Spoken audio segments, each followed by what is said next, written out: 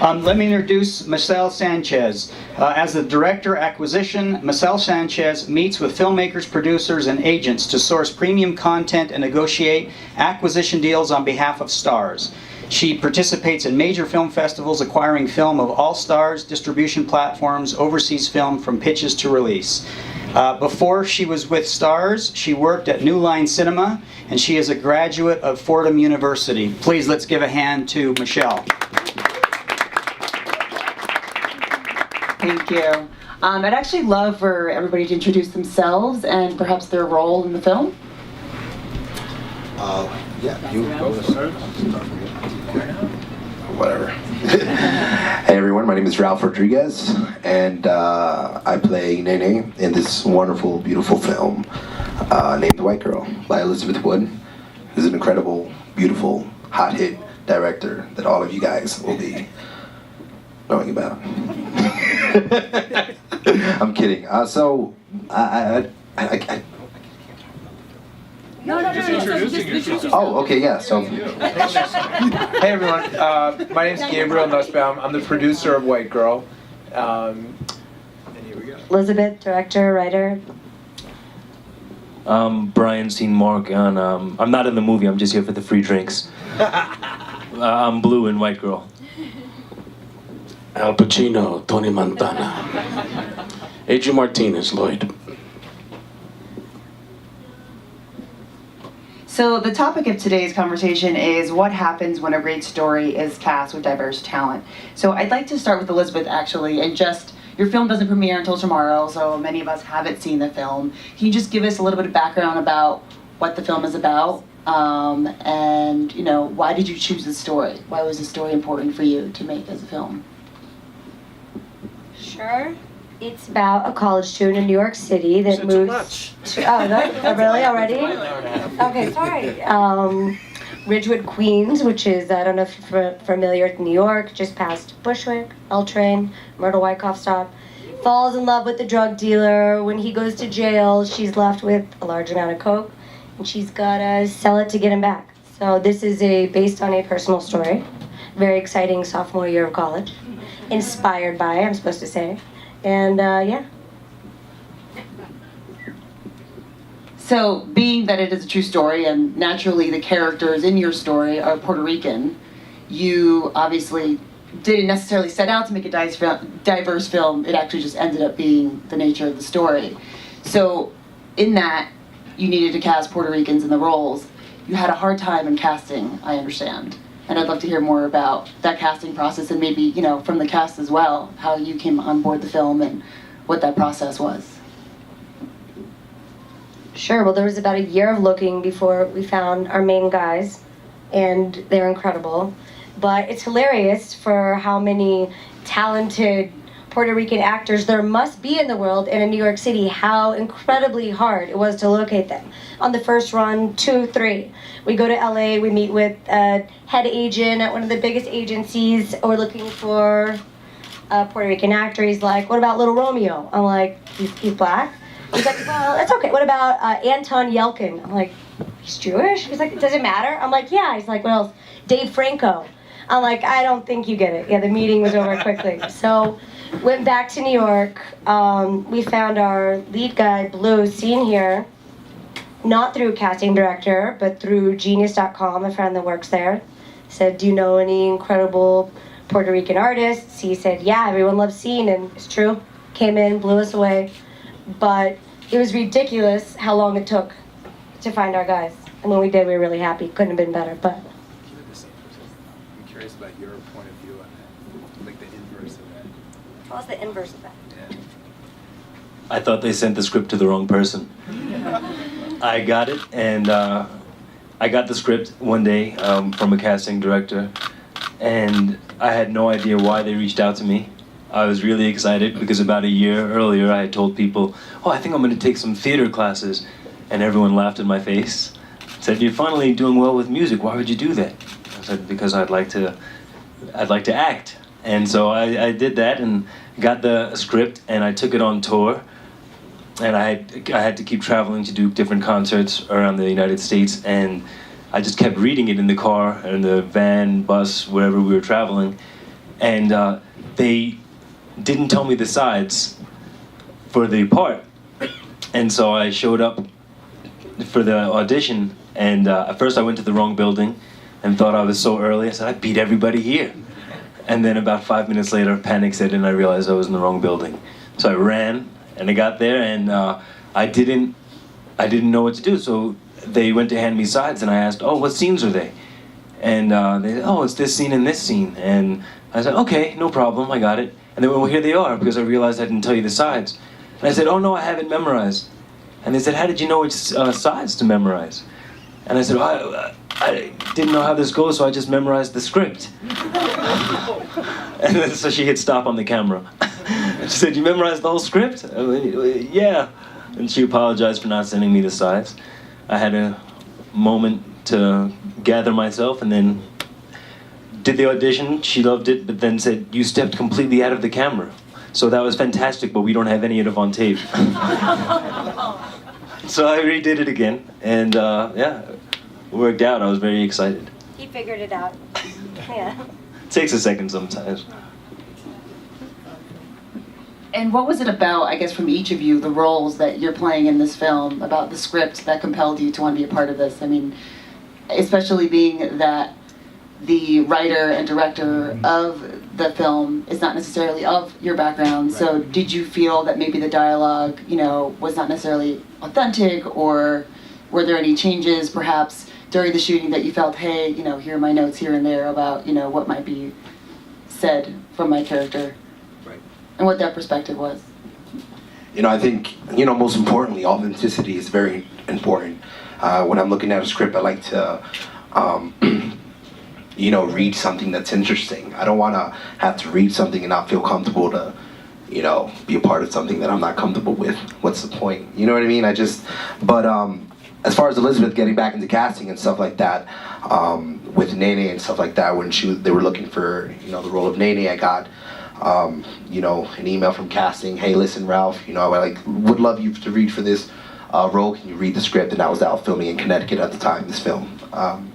So when I got the script and I was reading it while I was at the hotel, and it just blew me away. It's like, to have Latinos be a part of such a great film created by this beautiful white girl right here, you know what I mean? It's like, it's incredible, you know what I mean?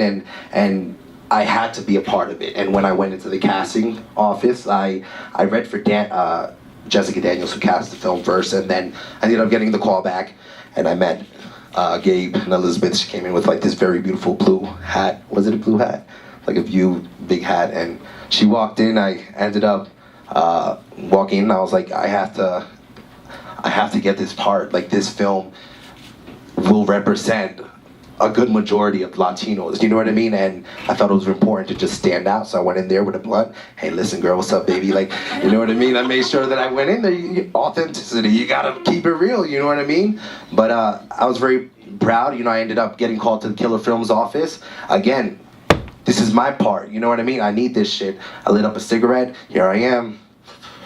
You know what I mean? So I smoked a cigarette, we did the reading together, and boom, I ended up getting the call the next day, email actually, which I keep to this very day, saying, hey, listen, we really enjoyed you, and she offered me the part right then. So I think it's very important, and I was very proud to have been given the opportunity to work with such an amazing cast and crew, because Latinos don't get these opportunities, you know what I mean? They don't. Now I'm seeing a lot of it more lately, and it's an incredible thing. So this is a great film. I had 2 callbacks for the role of the white girl, and I came so close, but they said, well, do you want to do Lloyd instead? And I said, yeah. And it was because I really believed in Gabe and Elizabeth. It's a very personal story, and you get that from page 1. I had done another Sundance movie called Don't Let Me Drown, which I recommend you all check out, and it had the same resonance for me when I read it. I mean, it just really felt like a personal story that these people not just only wanted to say, but that they needed to say. It just dripped of I have to get this out of my system. And there's nothing more exciting as an actor to read that, and then to actually work with them on set. I felt so so free and safe to just do my thing, and they were open to ideas and suggestions, and they just let me play. And safety for an actor is for me the king. You know, that's where you get to do your thing, and where I think the audience really connects to you is when you're most free in front of the camera. So I thank you both. Thank all of you, this great cast.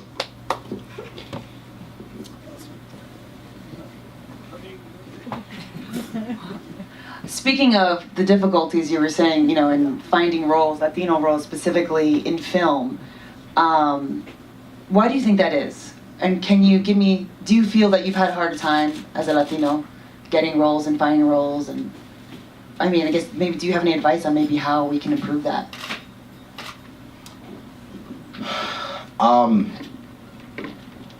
I just really, I believe that this world should start believing in one another, and once we are able to do that, all things are endless and possibilities are just beautiful. There is nothing like being typecast, like for different, you know, roles all the time that aren't necessarily. I don't know. I just feel like the world just needs to come together as one. And once we know how to come together as one and love one another and believe in the one love thing, I think that's just an incredible thing. And a lot more writers need to start picking it up. But Elizabeth, you know, did it, and I'm so excited. Gabe it.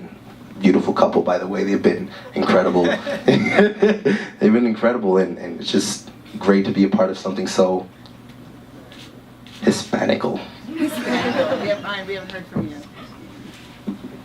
I hope no one throws anything at me for this, but growing up, I grew up in Sheepshead Bay in Brooklyn, and so I only had maybe 2 Hispanic friends, and so it was mostly black and white. And so I think until the conversation switches to not saying, well, I'm a Latin actor or I'm a Latino actor, I think sometimes some of the onus is on the actor as well. I don't always find myself siding with people saying like, well, we need more roles, we need more of these, you know, and I know that may not go over too well. But I think until, you know, I don't think of an artist, a musician as like a white artist or a black artist or a Hispanic artist. And so I kind of feel like until you open that conversation and just put him in without saying, oh, it's a Latin role, so you have to go Latin, or it's offensive, or it's this kind of role, like I'd love to play Egyptian, or I'd love to play anything else, you know? And so I never want to, I know it's difficult, especially when you see some of the things that get past you, but I never want someone to say, oh, he's a Latino actor. And that's no, you know, slap to my heritage or anything like that. But I've never looked at things like that. You know, I grew up in a place where if someone, and I'm gonna throw this out there, you know, if you heard the word spick growing up, my white or black friend was gonna be just as angry, if not angrier than me. And so it's really hard for me to kind of look at myself and just say, oh, I'm a Latino actor.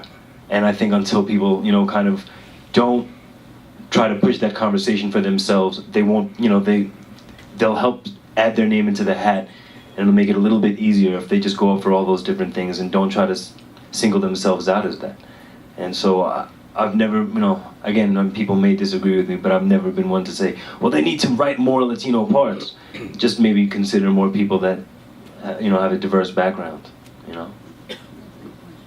Well, I'd actually love to hear from Adrian. Oh, once we turn this on. 2 mics. I know. I don't Too know, big it's of a not on budget. yet. Just because, as someone who has been, you know, a veteran, a successful Latino actor in this industry, playing all kinds of roles, I guess, what has your experience been? You know, did you encounter some difficulties, and do you have any advice for the future generation? This conversation always reminds me of this quote by Mahatma Gandhi, which is, be the change you want to see in the world. There's always something to complain about, and there always will be, no matter what. But what are you going to do about it, you know? For myself, when I audition, I don't see myself as a Latino actor trying to get a job. I just see myself as an actor. The biggest role I ever had in movies was Focus, where I play a Mideastern character. But But to me, at the end of the day, it was about the relationship my character had with Will Smith. It wasn't even about the race. And that's how I approach everything, you know. I think if you have the talent and you persevere, they will find you and they will find work for you. And if they don't, then that's your opportunity to self-generate work. Like, I'm working on a script, I'm trying to get it off the ground, I'm going to direct it this year, and no one's going to stop me. And I don't need permission from anyone to do that. Thank you.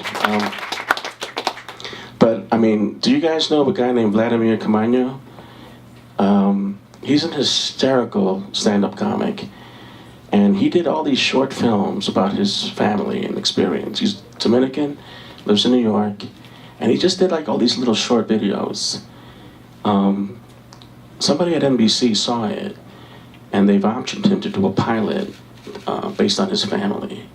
Comedy Central just flew him to Hawaii to do his one-man show. And it all started with like these little videos of himself with his family, making fun of his father, and how his father's always like screaming at him, like, hey, don't tell the. I mean, this is stuff that people say all the time, but he had a way of making it funny and hooking it up. And it all started with his voice and his experience. And that's the challenge for all of us, is to use our experience, trust in it. It's already worthy of greatness. It already is. And just trust it and put it out there. I mean, back in the day, I mean, there was no YouTube where you can shoot something with your phone and put it on YouTube and see if it went viral or not. Now that's possible. There's a whole world of opportunity, but I think it really has to begin with what's keeping me up at night? What story do I want to tell? And say it, and write it. You don't write? Find friends who do write. Everyone, there's always a writer somewhere. And just meet with your friends once a week and just exchange ideas. Show up for yourself and don't wait for anyone's permission. Thank you for that. That was excellent advice. I guess before I open up the questions, I have one last question. I love the title of the film. I think it's so smart and provocative. And I guess I just wanted you to talk a little bit about the meaning. It has a couple of meanings. Well, I feel like this would be a much different conversation after people have seen the film. It's a bit surreal to talk about it before, but it is about a white girl. It's also another word for cocaine, which not everyone knows. I didn't know. I didn't know that. This girl does a lot of cocaine. It's a film exploring whiteness, which not everyone is familiar with, especially a lot of white people. And it's a pretty dark story. We like to call it Romeo and Juliet on coke, but I would like to continue this conversation after you've seen it, after anyone's seen it, because I think that there's a lot to talk about. Okay, great. Love that. Yeah. Cool. Does anyone have any questions for the panel? Who's distributing the film?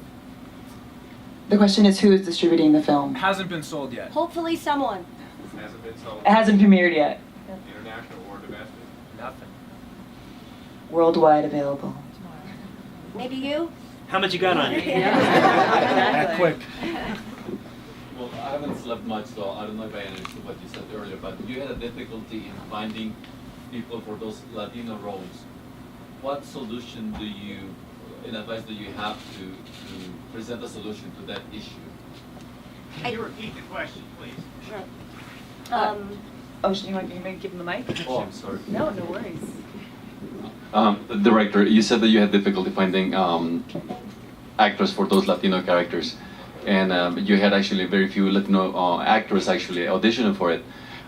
Then again, we have plenty of actors all over the nation. What's the disconnect, and how would you go about helping the Latino acting community solve that problem or bridge that gap?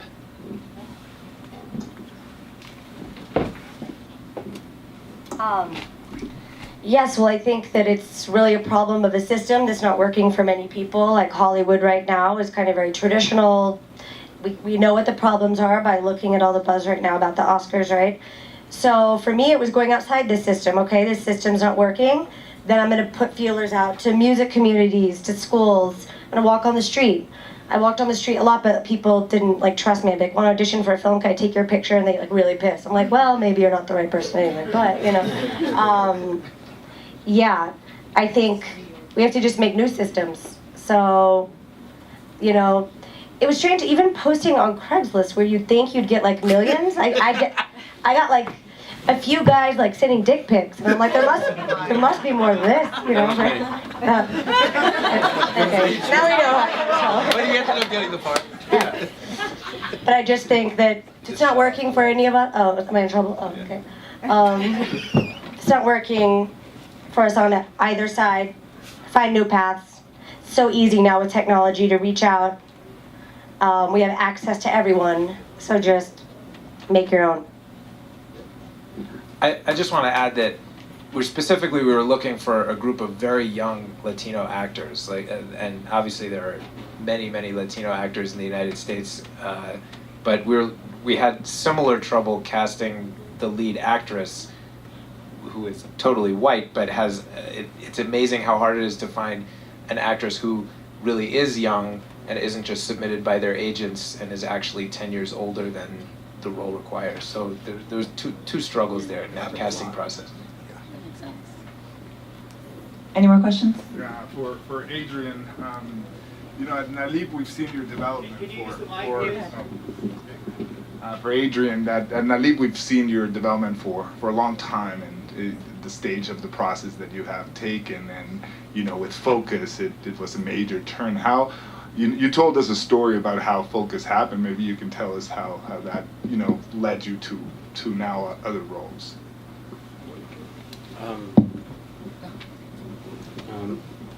You have to nurture your relationships with the casting community. Bernard Telsey did the New York casting for Focus, and what happened was this actor, what's his name again? Artie Lang dropped out of it because he felt it made fun of big people too much. And I read the script, and to me, that was like 1% of what the character was.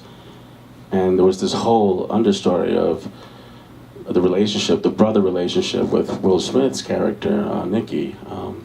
So I auditioned, and I was able to then audition again, and then I was able to get it, and it was a great experience to work with Mr. Smith and those people. And it's opened doors for me to the extent that, you now have like a movie title after your name, like Adrian Martinez spoke, like people, that little bit helps. And it's gotten me nice. I've gotten offers for other movies without having to audition, which is always good.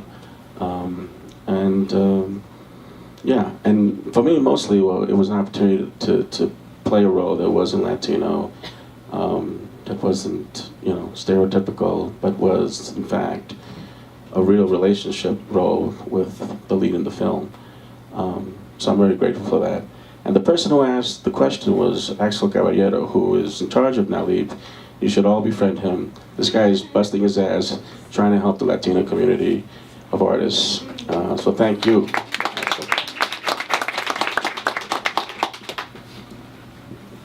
Any more questions?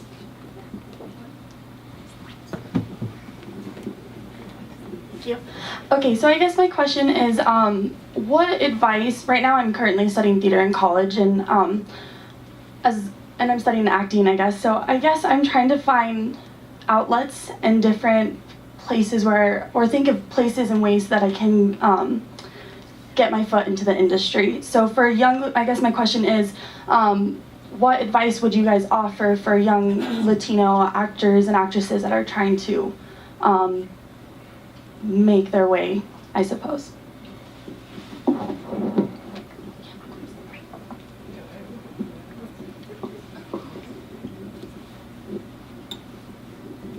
gonna piggyback off of my friend here's answer before, which is do everything that makes you happy, and if you want to be able to do it on a larger scale for other people, start it yourself. My friend is in the audience now, Aaron Vasquez, and I when I was working on my last rap album years ago, I was speaking with a bunch of different creatives, and I said, I really want to make short films instead of traditional music videos. And people that had already been reaching out to me for other work thought, no, that's crazy.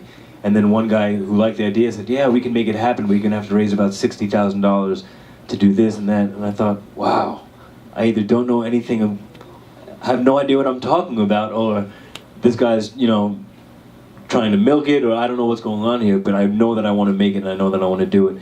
And so I spoke to Aaron, and I said, Aaron, I want to make a short. And he was like, okay. And I said, I think I want to do it next week. And he was like, all right. I said, well, you think you could bring your camera? He was like, yeah. And so I sent him like drawings and sketches, and then he literally translated it from a drawing to the short.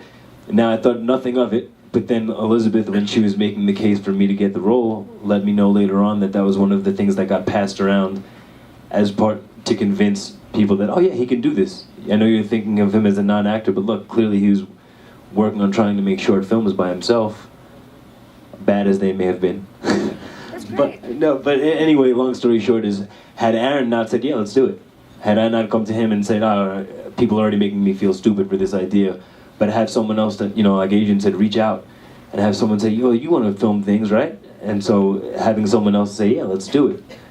You know, luckily that was floating around the internet for a couple of years and fell into the right laps. So I would say just do exactly what you want to do before you wait for the people you think are going to open that opportunity for you. I have two questions. One is for Gabriel and one for Elizabeth.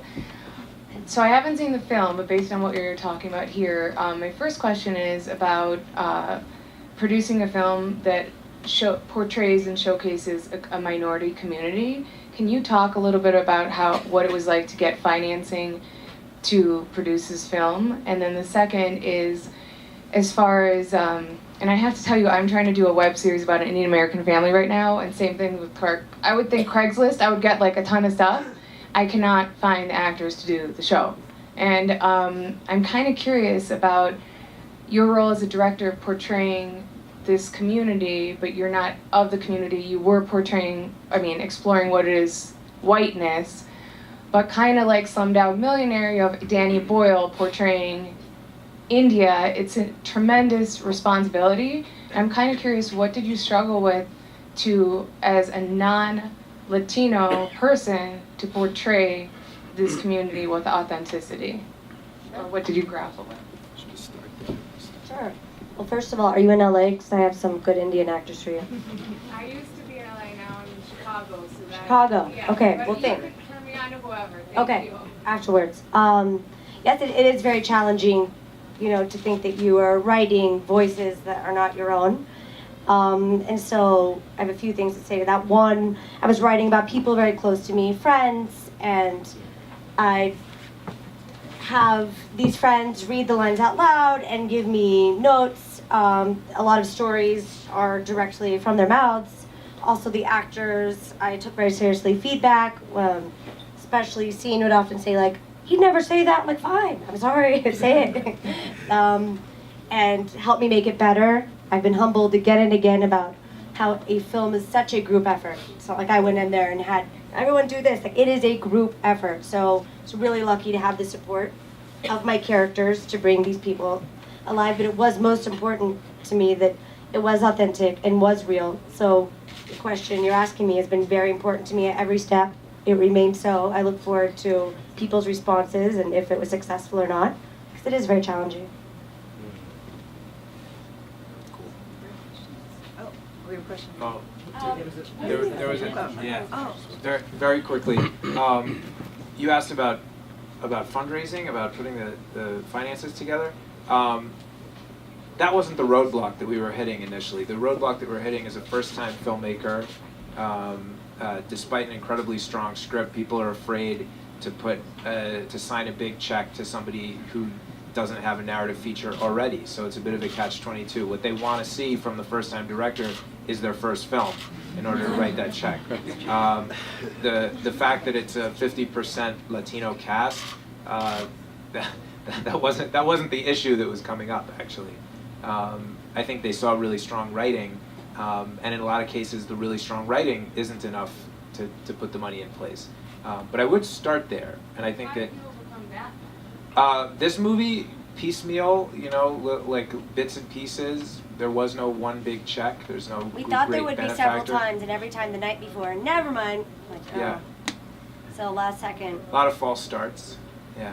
Actually, because speaking of financing, I mean, Christine Vachon is an executive producer on the film. How did she come on board, and did she help with financing, and how did? Can you repeat the question? The question was about our executive producer, Christine Vachon from Killer Films.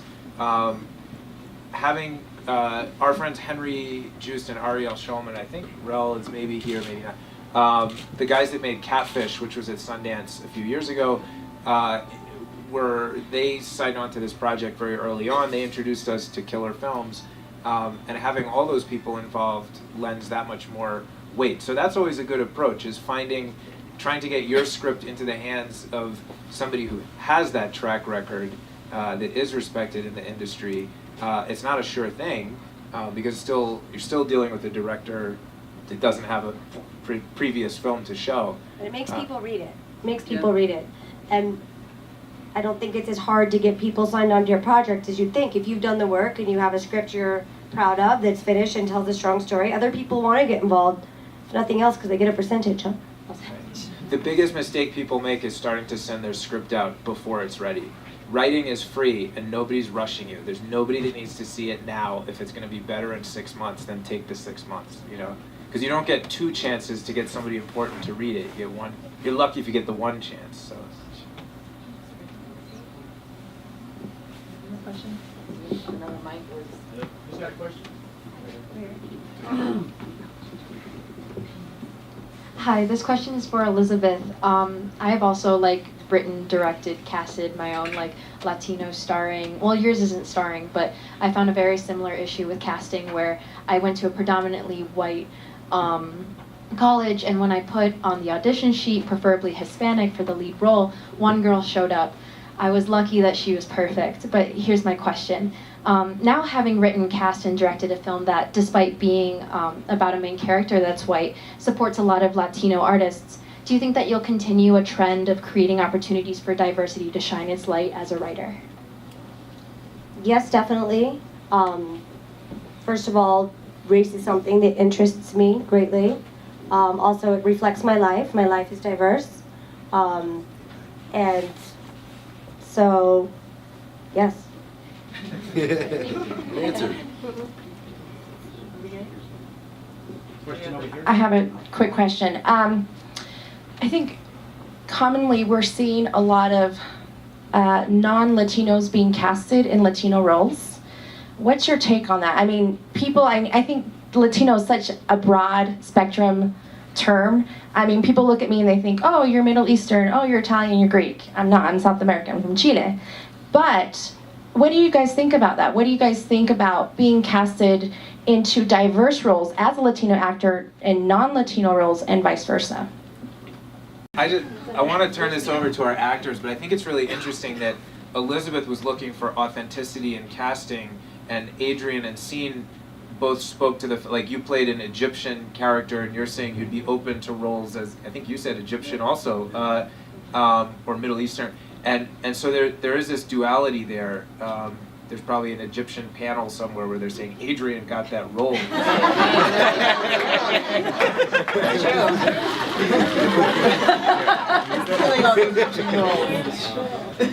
Why do you give me this? Listen, everyone deserves a shot at the role, but it's about fairness and balance. Like we all talk about this Oscar controversy. To me, the solution is simple. Just double the amount of the membership. Right now there's 6,000. Why not open another 6,000 to just diverse people? And then the chips fall where they may. I mean, that's my approach. It's about fairness and balance, though. But my mother used to tell me, it's not a fair world. So like I said before, what are you going to do about it? For me, it's about keeping the focus on what I can control. I can write my script, I can make it really good, and I can put it out into the world and see what happens. Yeah, I kind of welcome that with open arms. Again, I don't want to repeat myself from before about that part, but coming from such a diverse crew, let's say, growing up, it would feel worse to me if I was only getting Latin roles. So I don't think the conversation becomes a valid one until you have people taking on those roles and not saying, oh, again, and I'm very cognizant of the name of this panel, but I mean, I don't think it holds too much merit until that stops becoming the conversation piece, until you're willing to not, identify that way and more identify with the culture as an actor and just say I'm an actor. Then then it can open. When you go into something and say I'm a Latino actor, and then they bring you a different role, and it's an Egyptian or something, and they're like, oh well, you're Latino. You're like, no, but I can do it. You're like, yeah, but you walked in here and said I'm a Latino actor.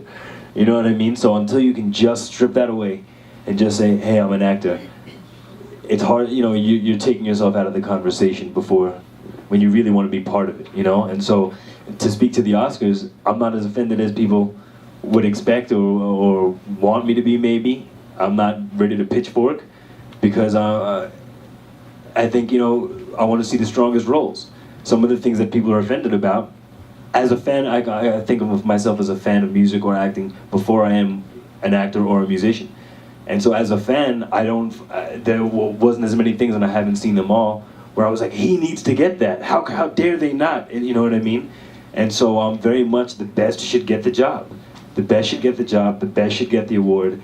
And it's hard for me, and I know, again, some of the more radical thinking people would say, oh, well, you need to be a little more proud. It has nothing to do with that. It has to do with the best getting the job. I don't think anyone that's not the best should get the award just because of something. I don't think that they should say it has to be 50% this race or 50% that race in the conversation. Show me the movie, show me the role, let me hear the album. And if it's that great, then it'll present itself into the conversation. But it would be just as unfair to the Latino community, to the black community, to whomever, to just give it to them because you have to fill a statistic. I think that would be detrimental, and it would take away from the whole equality thing. Just to quickly piggyback on that, I think the other side of it is producers, as they're imagining these roles, they shouldn't just be Latino, Black, Asian. This is a person, a role that can be filled with whoever is the best for the role on the flip side of that. Right. I just wanted to say that,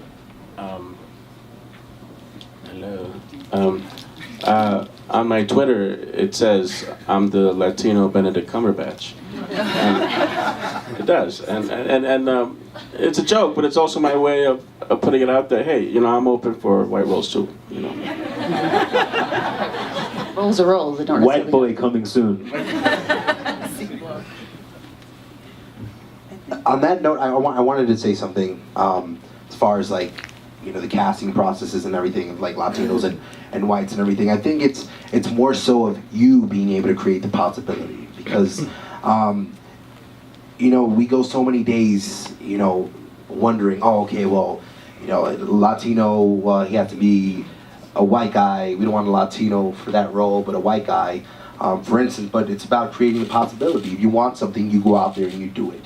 You don't allow something so small to stop you from such a beautiful opportunity. For instance, in this film, they went to Toronto, and they were looking for this white, nerdy comic book dude. And I was like, well, I can totally play a nerdy comic book dude. You know what I mean? So I went in there, and it didn't go to the white guy. It went to me. You know what I mean? Right. But why does he have to have a color? Yeah, exactly. No color is necessary. I think Scene was right. Brian, he was right. It's whatever you want to call him. I like Scene though. It's more so who is best for the part. And once we are able to know that and understand that that's the meaning of life, then that's just a beautiful thing. Yeah. I want to just point out one thing. When I first started working with my manager, Emily, who's here, before I could even make a complaint, before anything, and I don't think she'd mind me saying, oh, it comes from a white background. Before I could complain, before I could say anything, the first thing she asked me when I shared some of the pieces, some of the material that was sent to me, she said, how come there are only Latin roles? I went, well, I'm not sending them to myself. I can't answer the question. She said, well, I'm just making you aware that everything that you've passed me so far that's being passed to you is only Latin, and that we got to change that. that has to change immediately. So I don't think, again, this goes back to, I don't think we're the only ones fighting the fight. There are people that are extremely talented that have been in the industry for a long time that are thinking about it, and now it would be a little unfair to let it blow up in everyone's face when you have someone, like I said, I'm clearly brown, and someone else that's clearly not said, whoa, this isn't right. Everything you're looking at is for Latino, and that's not even, that makes zero sense. And so, you know, like I said, you have to give someone the benefit of the doubt and think that it's brewing, you know? And before you grab the pitchfork, just read a little bit more, you know? Don't put yourself in a cage of just being Yeah. typecasted as well.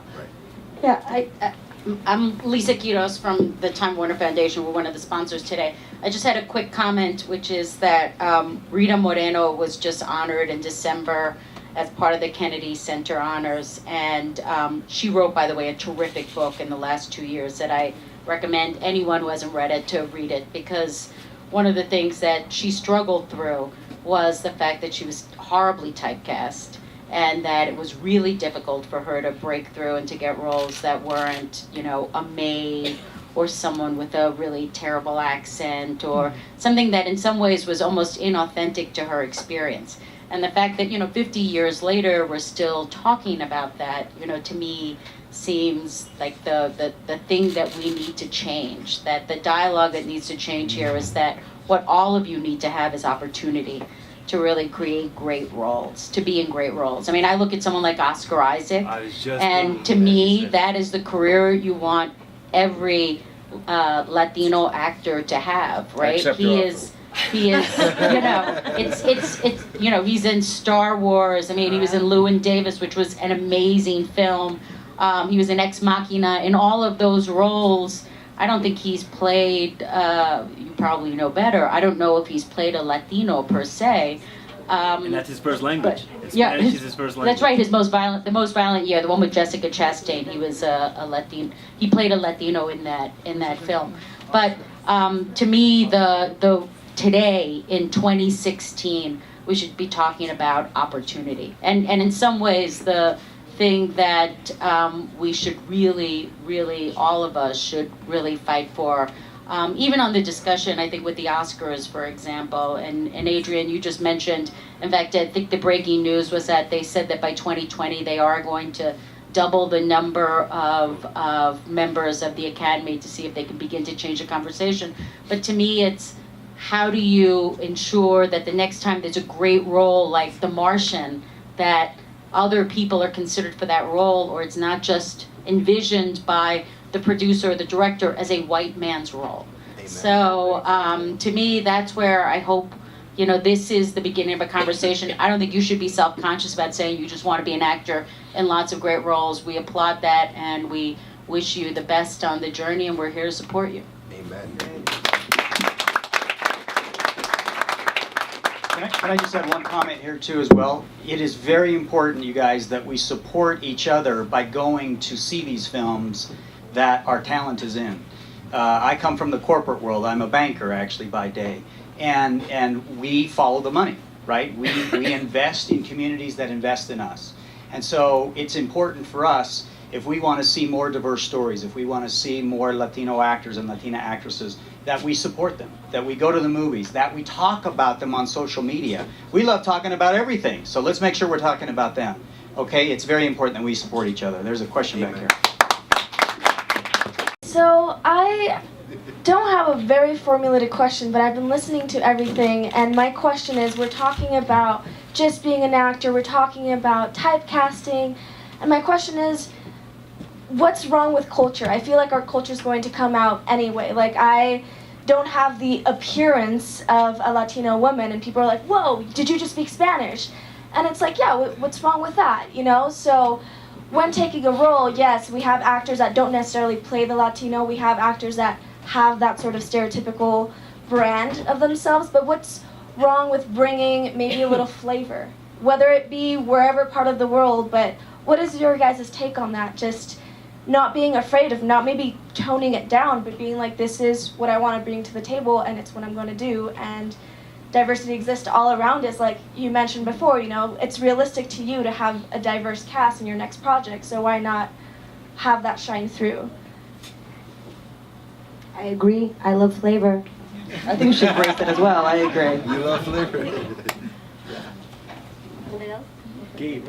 Yeah, Gabriel. Talk. What am I gonna say? Talk about the love for the world. Yeah. One love. Did you say that you're an actor? No, student producer. Student producer. Okay. You will be producing Yeah. films because you say you will be producing. From the perspective of a producer, the last thing that you want to see in an audition room is somebody that feels generic. So any kind of flavor, whether it's cultural or they just happen to come from a fun place and they have a fun dialect, or they have a fun look about them, you never know what it's going to be, but you're looking for that spark from talent, and on this stage that is well represented. These are not cookie cutter actors in the movie White Girl, and that's part of the fun of the movie. And we saw a lot of cookie cutter actors.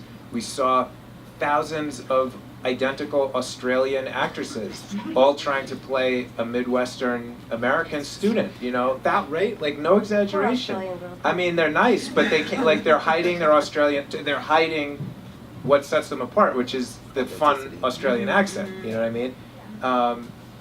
Authenticity stands out and will win the day, I think. Last question.